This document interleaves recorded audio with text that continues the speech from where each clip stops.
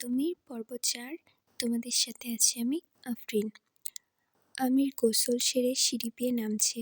তার ভেজা চুল লেপ্টে রয়েছে কপাল জুড়ে। স্নিগ্ধ সুন্দর একটা মুখ সতেজ ও চনমনে দেখাচ্ছে আমিরকে। নারীর ভেজা চুল নিয়ে কবি লেখকরা অনেক লিখেছে, পুরুষের ভেজা চুল নিয়ে কেন লেখেনি? পদ্মজা লাজুক চোখে সৃষ্টির অব্যক্ত রূপ। আমিরের যত বয়স বাড়ছে তত যেন আকর্ষণীয় হচ্ছে। পদ্মজাকে মিটিমিটি হাসতে দেখে আমির বলল, হাসছো কেন? পদ্মজা মুখ গম্ভীর করার ভান করে কড়াইয়ে আরেকটা মাছ ছেড়ে বলল, কোথায় হাসলাম? আমি কখনো ভুল দেখি না। আমির ইচ্ছে করে পদ্মজার শাড়ির আঁচল দিয়ে মুখ মুছল। সূক্ষ্ম চোখে পদ্মজাকে দেখল। পদ্মজা ঠোঁট টিপে হাসছে। আমির দ্রুত নিজের পুরো শরীর পরখ করল, কোথাও সাবানের ফেনা লেগে আছে কিনা। আয়নার সামনে দাঁড়িয়ে সাবানের ফেনা কোথায় লেগে আছে কিনা খুঁজে দেখার চেষ্টা করে ব্যর্থ হলো। কিছুই তো নেই, তাহলে হাসছো কেন? দ্বিধা ভরে প্রশ্ন করল সে। পদ্মজা সশব্দে হেসে উঠল।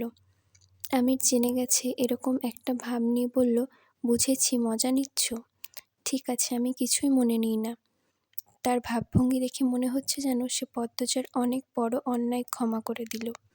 পদ্মজা ব্যস্ত হয়ে টেবিলে খাবার পরিবেশন করে 2 প্রকার মাছ, মাংস, মাছের মাথা দিয়ে মুগ ডাল, মাছ ভাজা, নিরামিষ চচ্চড়ি দেখে আমির স্নিগ্ধ কণ্ঠে বলল, ঘুম থেকে কখন উঠেছ? পদ্মজা বলল, কিছুক্ষণ আগে। এত দ্রুত এত কিছু রান্না করা সম্ভব না। তোমাকে বলেছিলাম সকাল সকাল না উঠতে। তার কণ্ঠে রাগের আঁচ।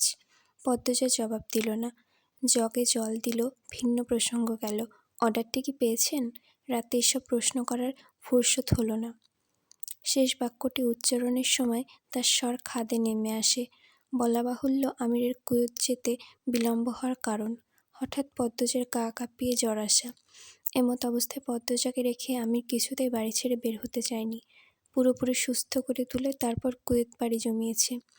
আমির চেয়ার টেনে বসে হাসি মুখে বলল, অন্য আরেকজন নিয়েই নিচ্ছিল, কিন্তু তোমার দোয়াতেই বোধহয় আমরা পেয়ে গেছি। রিজিকে যদি থাকে তাহলে যেভাবে হোক পাওয়া যায়। এখন তো অনেক কাজ। আজ অফিস যাবেন? পদ্মজাকে টেনে কোলে বসিয়ে ওর রক্তজবা ঠোঁটের দিকে দৃষ্টি স্থির রেখে আমির বলল, আজ কোথাও যাব না, শুধু তোমার সঙ্গেই থাকব। শিথিল হয়ে আসলো। এতদিন আমির ছিল না, তাই তার হৃদয়ও চাইছে মানুষটা আজ সারাদিন তার সাথে থাকুক। ও প্রশ্রয় দিল। পরক্ষণে খাবার ঠান্ডা হয়ে যাওয়ায় আতঙ্কে দ্রুত সরে গিয়ে বলল, খাবার ঠান্ডা হচ্ছে, আমার ক্ষুধা লেগেছে।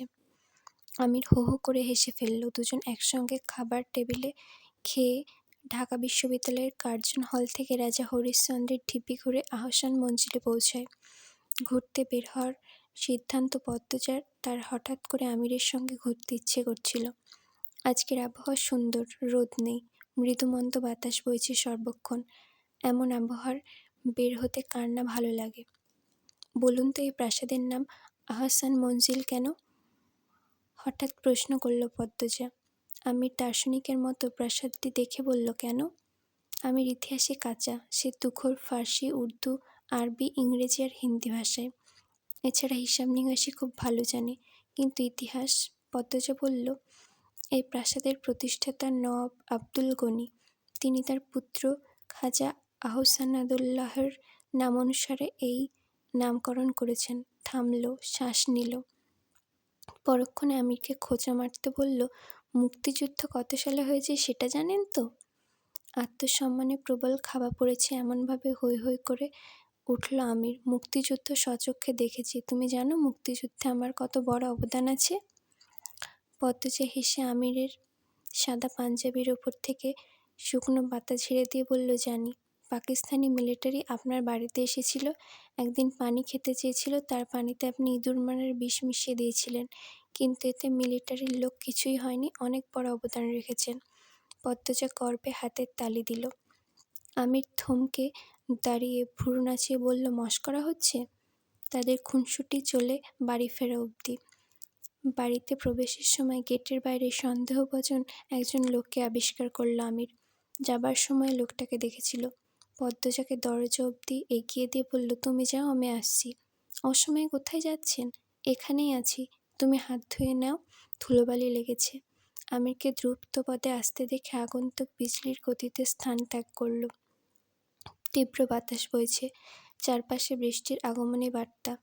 আমির দারোয়ানকে তারই কুলকে প্রশ্ন করল, সবুজ শার্ট পরা ওই লোকটা ওখানে ছিল, খেয়াল করেছ? দারোয়ান বলল, জি স্যার। কতক্ষণ ধরে ছিল? সকাল থেকে। আমি অনেকবার ডেকেছি, শুনল না। সন্ধ্যার নাস্তার পর টেলিভিশন চালু করতেই পর্দায় ভেসে উঠল লিখন শাহের মুখ। এটা সেই সিনেমা, যে সিনেমার অভিনয় অলন্দপুরকে ঘিরে পদ্মজাদের বাড়িতে হয়েছিল।